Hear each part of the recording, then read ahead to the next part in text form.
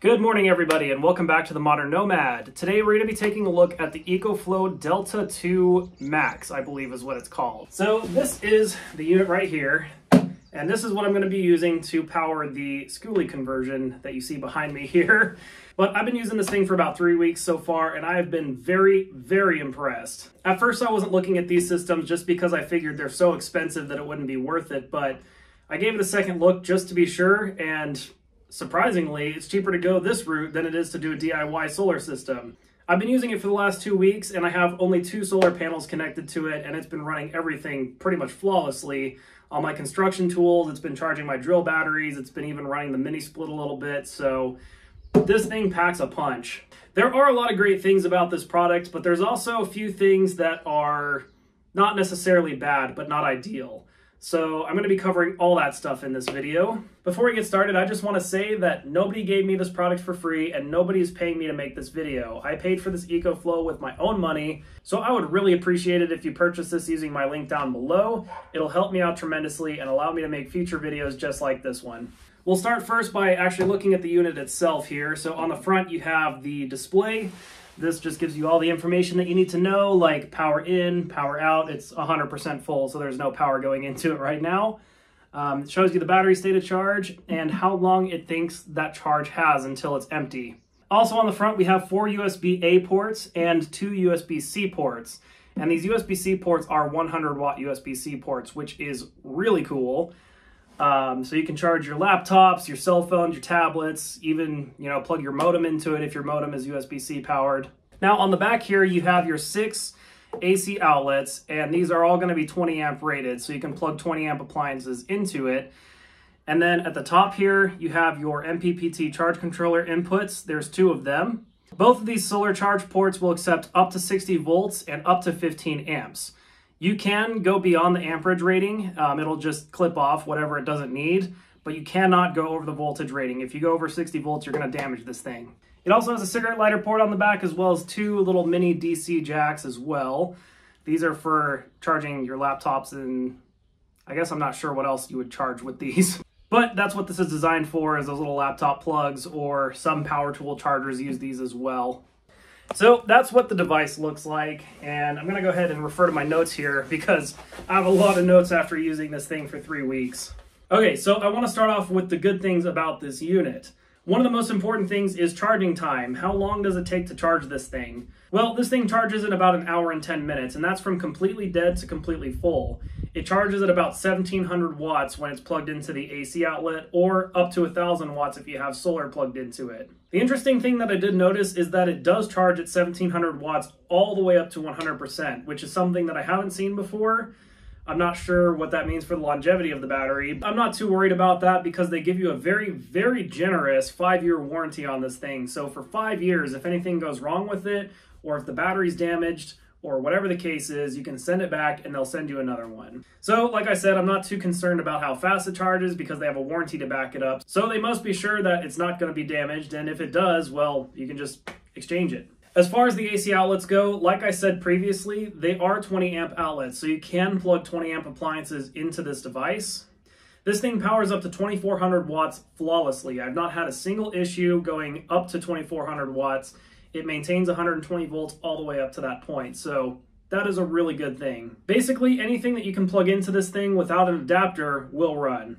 The UPS built into this thing is also nearly flawless. I saw a lot of comments online saying that if you just have a modem plugged into it, it takes a while to switch over to the battery power, so things like modems would shut off. But if you had a heavier load like a computer plugged into it, then it would transfer over just fine without shutting off the computer. That has not been the experience in my case. In my case, the modem and the computer both transferred over 100% fine and with no hiccups. So I'm not sure if that was maybe a problem in an older model, or maybe there was an update that they pushed out to fix that.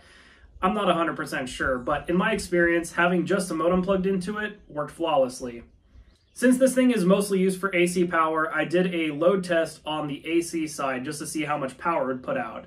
Now, the conversion's never going to be 100% efficient. You have 2 kilowatts in the battery, but draining it from full to 20%, you get exactly 1.5 kilowatts. And if you drain it all the way till it's flat, you get 1.84 kilowatts. So that's a pretty impressive conversion rate of about 92%. That is very impressive, actually. That's a really, really good number. Another good thing about this, and it's not specifically just this product, but just EcoFlow in general, they have so many things that you can attach to this. They have an automatic generator that you can plug in, and it automatically fires up the generator when it gets down to a certain specified percentage. They also have things like little mini air conditioners that just run directly off of it, and expansion battery packs.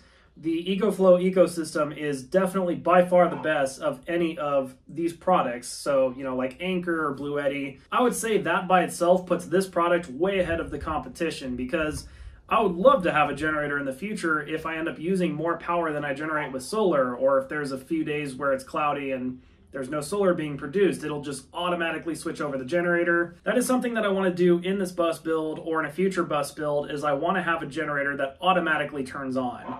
And at first I was thinking I'd have to go with a really expensive, say, Victron system for that, but this can do that with a generator from EcoFlow. It would be so nice to not have to go outside and just automatically start the generator. And I gotta say, I'm really looking forward to that feature when I get a generator for this thing. So let's go ahead and move on to the, I guess, neutral comments that I have about this thing, things that aren't necessarily good or bad. So the first thing that I want to mention here is once it gets down to 10% battery, it drops really fast after that.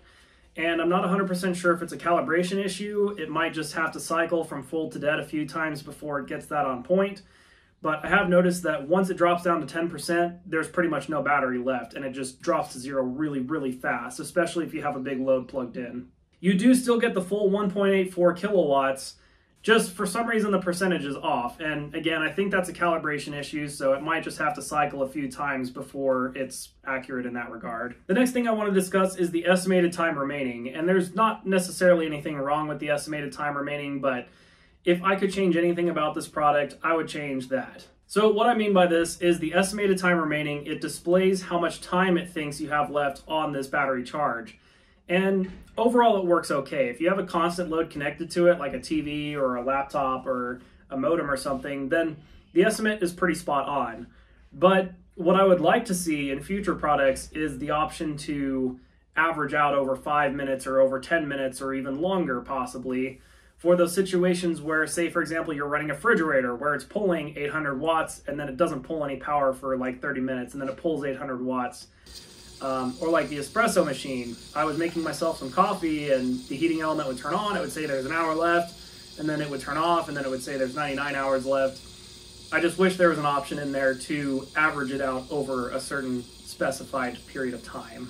That way, I think the time estimate would be a lot more accurate and a lot more useful for most people's situation. It does not come with a solar adapter. You have to purchase one separately, which I think is a little bit of a bummer. I get it because they want you to buy their solar panels with their special connector on it, but if you want to use any other solar panels, you do have to get an adapter for that. Again, not a big deal, but for something that you're spending $1,500 on, I would really hope that they'd include that. The last neutral thing that I want to talk about is it's not grounded. So like a lot of generators, it does not have a ground supplied with it. So if you need the ground, you're going to have to get a grounding plug, or you're going to have to do some questionable things with the electrical stuff downstream.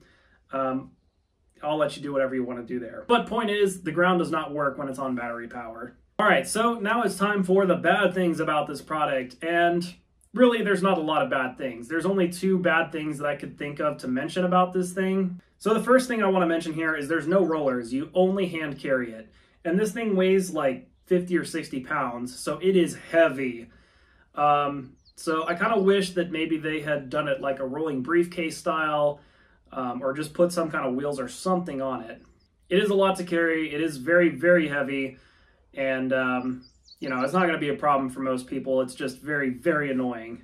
So the second bad thing that I want to talk about is XBoost. They market this like crazy, and they say it's a really good feature. You can power up to 3,600 watts continuously. And that's just a blatant lie. I mean, I really wish that they had advertised XBoost a little bit differently than they did. But it never puts out 3,600 watts. And what XBoost is you can plug in up to 3,600 watts worth of appliances to it. But it puts out higher amperage while also putting out lower voltage. So it still caps out at 2400 watts, but it's only putting out 90 volts now. So everything that you plug into it is at 3/4 of the power that normally would be. So like when I plugged in 3 space heaters to this thing, it did not exceed 2400 watts. It didn't even get close to 3600 watts. But I did notice that although it did power all the space heaters, it dropped the voltage down to 90. So really, even though you have 3 space heaters plugged in now, they're all working at about 3/4 of the power that they were originally working at. So you're really not getting any benefit from that, and they also don't really clarify that you should not do this with anything electrical. So if you want to try and use 3600 watts worth of computer equipment, if you're going to use this as like a server backup or a computer backup, if you're going to exceed the 2400 watts, do not try that. So what is my overall thoughts on this device? I really, really like this. I am super excited to implement it into the bus, and I can't wait to buy even bigger capacity ones to be able to charge my car and stuff down the road. I'm certainly going to be using EcoFlow products in future builds, and I just think that this is a super easy way to go about solar power in the bus, and I highly, highly recommend anybody who's considering one of these, you should definitely purchase one. It's well worth the money, especially if you're going to be powering your bus with it. Thank you all for watching. If you like this video, make sure you drop a like. Comment down below, what's your experience with this product? What do you think about it? Was your experience good or bad? Definitely let my viewers know down below. Subscribe to this channel for more bus building content. Not quite like this, but I will have reviews just like this in the future, and I'm going to be uploading videos about the bus here shortly as well. Have a great day, everybody.